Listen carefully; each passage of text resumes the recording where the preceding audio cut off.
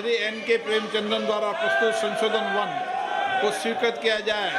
जो सदस्य इसके पक्ष में हाँ गए, जो सदस्य विरोध में ना गए। लोकसभा से एंटी पेपर लीक संशोधन बिल 2026 पास हो गया, लेकिन इस दौरान संसद में जमकर हंगामा हुआ। विपक्ष के नेता राहुल गांधी ने पेपर लीक से जुड़े बिल पर करीब 50 मिनट की स्पीच दी। इस दौरान उन्होंने इडियट और अंधभक्त जैसे शब्द बोले।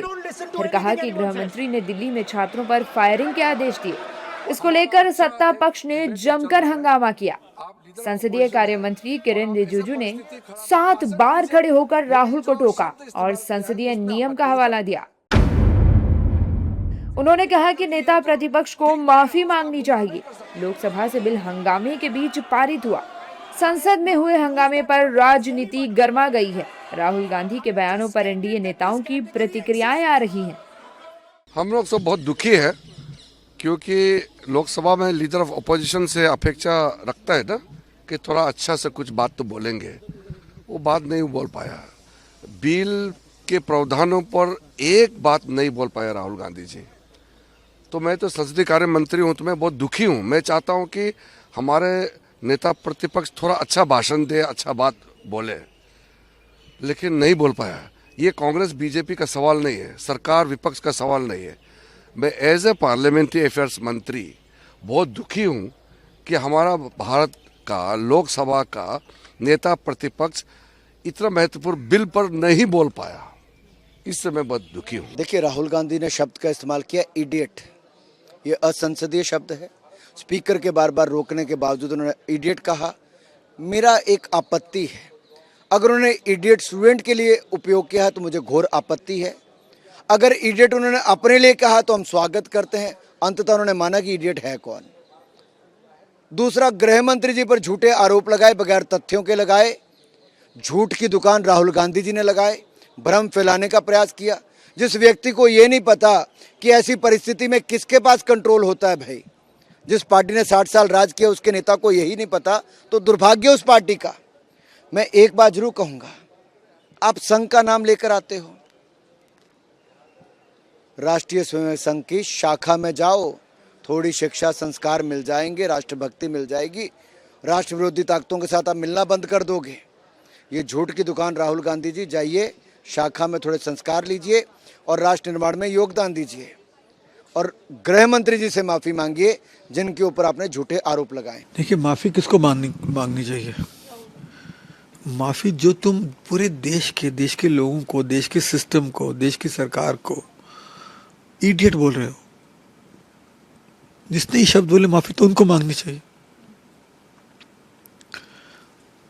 ऐसे शब्द किसी भी प्रतिपक्ष के नेता को सुशोभित नहीं करते, खराब करते। तो उनको मेरी उनसे निवेदन रहेगा कि इस बात को समझे और देश से माफी मांगे। जबकि विपक्षी नेता कह रहे हैं कि विपक्ष कुछ सवालों के जवाब चाहता था, लेकिन सरकार की तरफ से जवाब नहीं मिला। सुनिए। बहुत सामान्य जानकारी हम लोग हासिल करना चाहते थे कि आखिरकार फोर्स को आदेश किसने दिया। शिक्षा मंत्री तो आदेश नहीं दे सकते, आखिर आदेश किसने दिया? ये तो सरकार की जिम्मेदारी है, सरकार बताए। लेकिन यूपी उससे आगे है। यहाँ तो 20 से ज़्यादा पेपर लीक हुए हैं, कोई नहीं पकड़ा गया, सब सरकार में है, सब सरकार में शामिल हैं। और यूपी में तो जानबूझ के पेपर आउट होता है या परीक्षा रद्द जानबूझ करके होती है, क्योंकि वो नौकरी नहीं देना चाहते हैं, क्योंकि बीजेपी के एजेंडे में नौकरी नहीं है। बड़ा दुर्भाग्यपूर्ण है कि संसद में जिस इतने महत्वपूर्ण विषय पर चर्चा होनी थी और चल रही थी, और राहुल गांधी जी ने जो बात रखी वो जनता की भावना थी। उन्होंने ऐसा कुछ नहीं कहा, लेकिन सरकार को सिर्फ एक कारण चाहिए कि कैसे राहुल जी की आवाज को दबाया जाए। संसद के पटन पर नेता प्रतिपक्ष पूरे देश के नौजवान और देश के लोगों की बात बोलना चाह रहे हैं, उनको बार बार रोकना टोकना, एक तरह से विपक्ष की आवाज को दबाने का काम सरकार कर रही है। और फिर वो गलती कर रहे हैं जो पहले गलती करी है, आवाज दबाने की, सोच विचारों को कुचलने की, नौजवानों की अनसुनी करने की, ठीक वही गलती दोबारा संसद में अडॉप्ट की जा रही है। बेहतर ये होता, इतना उनको कलेजा होना चाहिए कि हकीकत को सुने, जो राहुल गांधी जी बात कर रहे थे उसको सुनते, उसका जवाब देते, लेकिन उनको बोलने ना देना, हाउस एडजर्न करवा देना। और सरकार खुद खड़े होकर बोल रही है कि हम हाउस नहीं चलने देंगे। पहली बार देखा है हाउस ना चलने देना मतलब वो चर्चा से भाग रहे हैं, सच्चाई सुनने से मना करते हैं। और अगर जो पुलिस है, केंद्र पुलिस है या दिल्ली पुलिस है, वो किसके अधीन आती है? गृह मंत्रालय के अधीन आती है।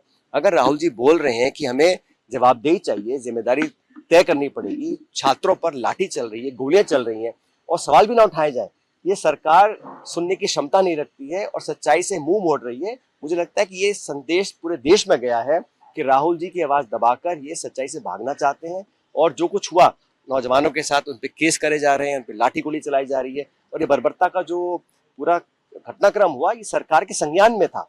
नहीं तो मैं नहीं समझता हूँ कोई भी वर्दी वाला व्यक्ति बिना आदेश के ऐसा काम कर सकता। विपक्ष ने सरकारी पक्ष जो है उनको पता है कि राहुल गांधी जब भी कभी बात करते हैं संसद में तो तथ्यों को लेके बात करते हैं, तथ्य सुनने की इनकी आदत नहीं है।